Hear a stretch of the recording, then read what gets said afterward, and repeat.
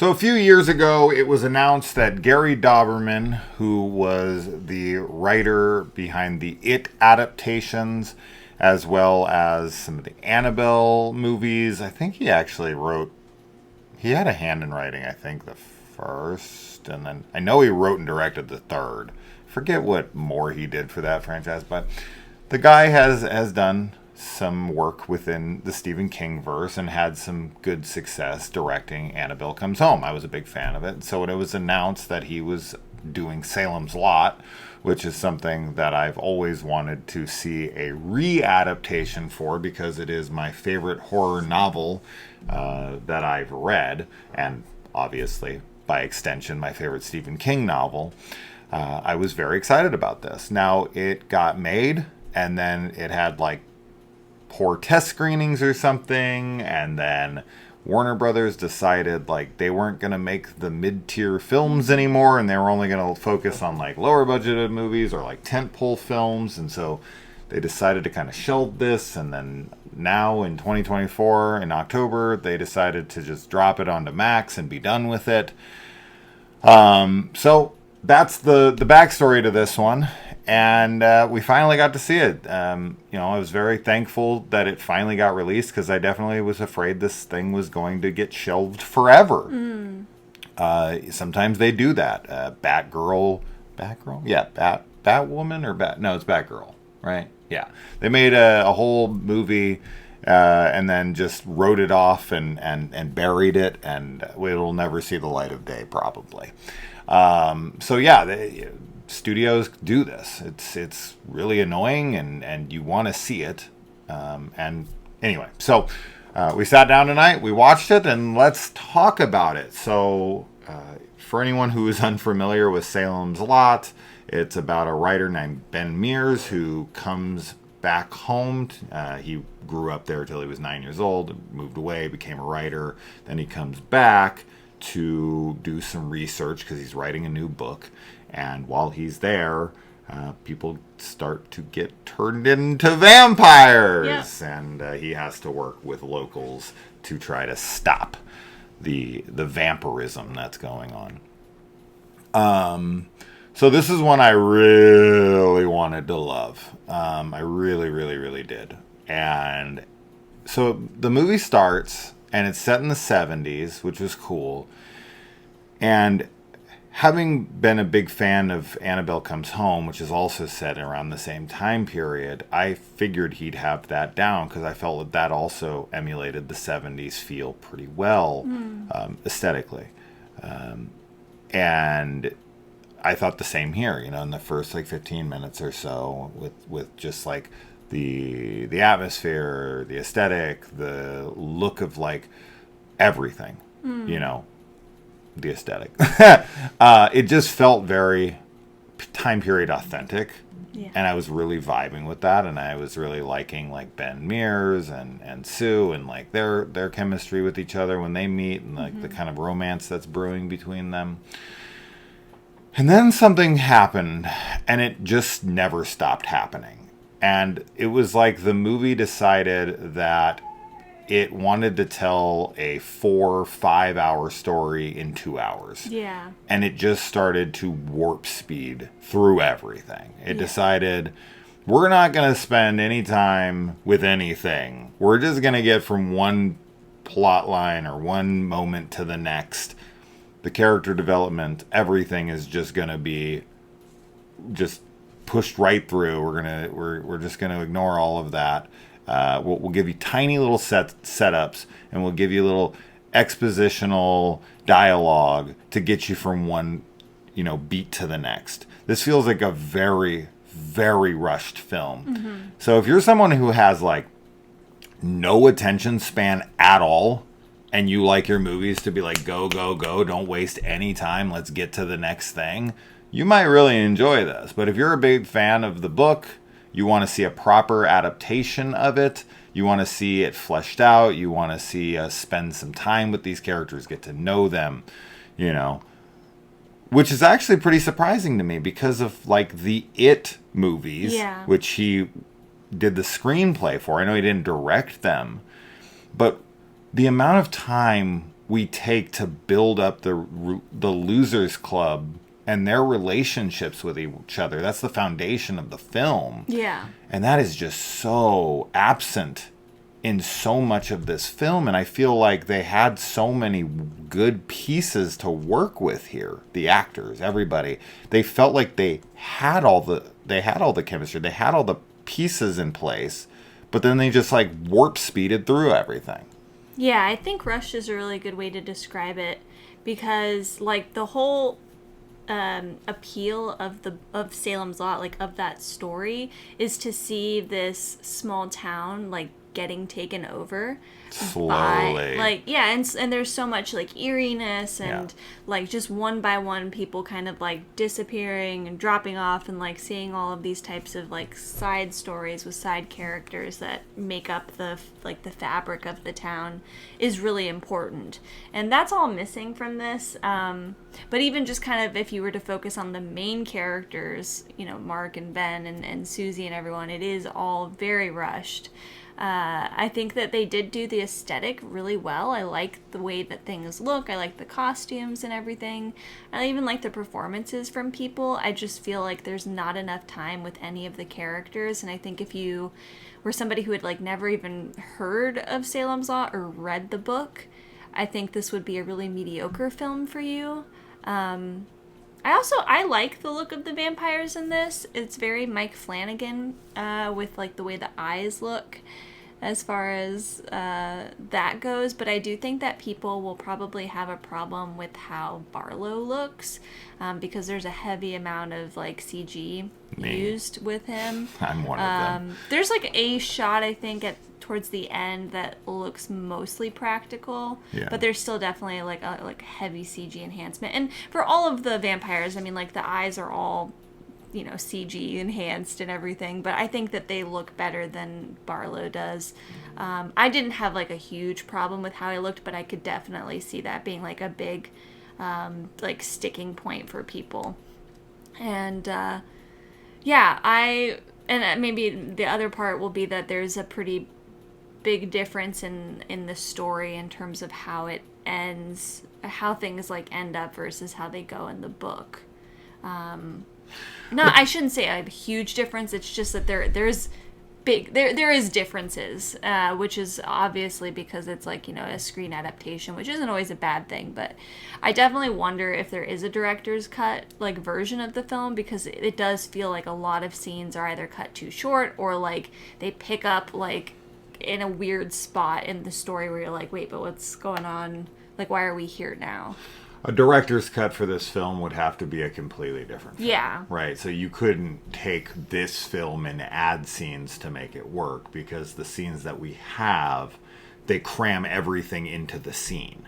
So it's not like there's an extended scene that would flesh that moment out. All of the flesh is in it. It's just compacted and condensed into that 10-second scene that should be a minute or two. Right, so it's there. You couldn't add extra footage onto what we currently have and flesh it out. That's not how that would work. So the only way there would be a director's cut to this movie is if he legitimately had completely different scenes filmed that actually fleshed all the characters' relationships out and everything. So if you had a completely different film, then yeah, I'd love to see that. Because for me, I actually think the way that this is shot and the way that this is done, this would have been really, really good as like a 10-episode mini-series. Yeah, I agree. Or limited series, I guess is probably what you would call that. So if you threw this on HBO Max, like Welcome to Derry, that's coming.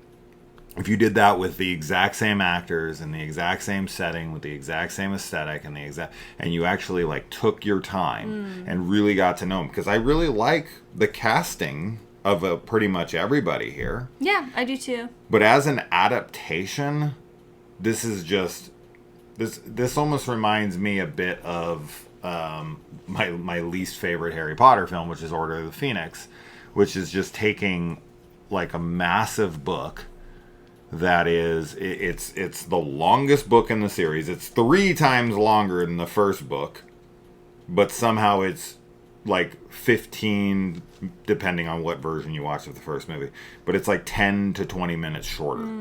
How do you take a book that's 3 times as long and make it the shortest film in the franchise? It's the longest book in the franchise, and it's the shortest movie in the franchise. Yeah. Like, how? Yeah. Because I consider Deathly Hallows 1 and 2 to be one film, because that is one adaptation. So that's like 4+ hours. So, but this feels like that. It feels just condensed to no end. And then there's just changes that are made. And as far as the ending goes, so like Barlow, super, super underutilized. Yeah. And what we get of him, I don't even like all that much anyway. So when you have your main antagonist, the one that everyone remembers from the original 70s Tobe Hooper made-for-TV movie that you know is classic to people, Barlow is like the standout. That and of course, you know, Danny Glick in the bedroom window. Those are like the 2 main things that people remember. Yeah. And it's just you take him. And you don't really use him at all, and when you do, it doesn't look good. And then the way, oh my god, because I don't know, I don't want to talk about spoilers here for people who haven't seen it, but the way things wrap up, is so fast. It's like, really quick. It's like this happens, and then that, and then it's over, and you're like, wait, oh, we're just done. Okay. Everything that happens, the way that they dismantle them, or they defeat them, or they beat them, or whatever, while it can be kind of cool in the moment, it's like that. Yeah, it's so really fast. Quick. It's really, really quick. And because it's like this adaptation for film, there's also like story beats that happen at different times than they do in the book initially. Oh, yeah. Which is really... It abandons the book probably it's confusing like to me. 30 minutes in, and then it just kind of like starts to do like an amalgamation of certain events, but like reversed and out of order, and then completely eliminating all sorts of plot lines and stuff, and you're like, oh, so we're just done with this book at this point. And then the full end, you're like, oh, okay, we're totally different setting, totally different. It's like, all right, I thought this would be more faithful, but no. And if it was a better movie, I would be like, okay, I really liked the changes because of this and that. Sure, yeah. I think the changes could work. I think it's just that there's not enough time with anything for it to like have a good payoff, unfortunately. Yeah. So it's not like I mean, it's definitely not a good adaptation. No. You can definitely say that, and it's not the best Salem's Lot like film either. No, but it's not. The original's better. The original's better, unfortunately. But it's not like, for me at least, it wasn't a horrible watch or anything. I gave it a 3.5 on Letterboxd. I think that's fair. Yeah. Because I really like. But I can definitely see people hating it for sure.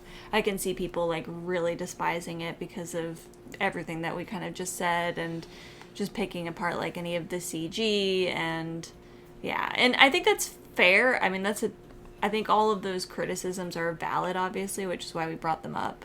Yeah. But yeah, it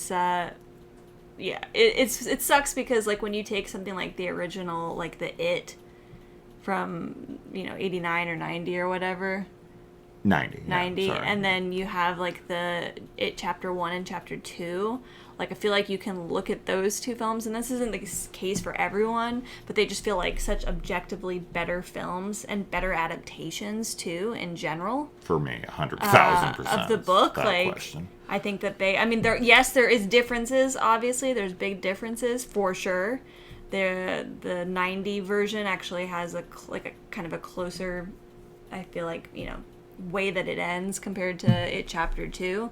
But it just is, it works so much better. They really, like, the horror is really capitalized on, as you had already said, the relationships between, like, everyone and the losers. And, like, this just does not live up to that, and I wish it would, because I think that Salem's Lot is, like, a really underrated Stephen King work. Everybody knows about, like, The Shining and It and, even Misery, but I think Salem's Lot is, like, one of his greats, and definitely, like, the epitome of New England horror.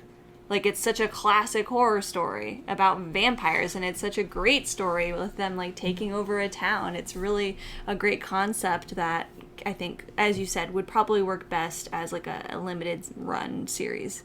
Yeah. In this case. Everything in this movie is so streamlined. It's crazy. While we were watching it, I'm trying to avoid spoilers, so it's like, but there's all the characters who come into this, the way they come about their knowledge of its vampires, the way that they accept it, the way that they are able to like immediately be on their feet and like dismantle the problem. And I don't know, man, it's just so rushed in every way, and it feels like so disheartening, because I really wanted to love this movie, and I was really excited for it, and I wanted to prove everyone wrong. You know, people were like, this is going to be shit. I think there's going to be people who really like it, and they're like, oh, it's lean, mean, it's fast, it's fun. Those people exist. Tony Crespo, who we both know and went to plenty of movies with, he loved it. Oh, good. Right? Like, it's a fast-paced movie. It's fun, right, for people. Man. I think fans of the book, if you're like a huge fan of the book and you're looking for like a proper adaptation, you're going to be fucking just super disappointed. But it has all of the ingredients. Yeah. It really does. They're all there. It's just, I think Gary Dauberman, I think there was studio fuckery going on here. I do. I think they came in and they forced him to make everything go faster. And he probably wrote out, because the guy wrote It Chapter 1 and 2, and the like super cut that we're supposed to get one day is like 6 hours. So like the actual film that they wrote for that book and actually adapted is like 6+ hours. For me, I guarantee you his original script for this film was like 4 hours. Yeah, and then he you probably could easily started do trying to film part one like and part 3+ hours, and they were like, no way, you're not doing it. You have to cut this down. You have to cut this down.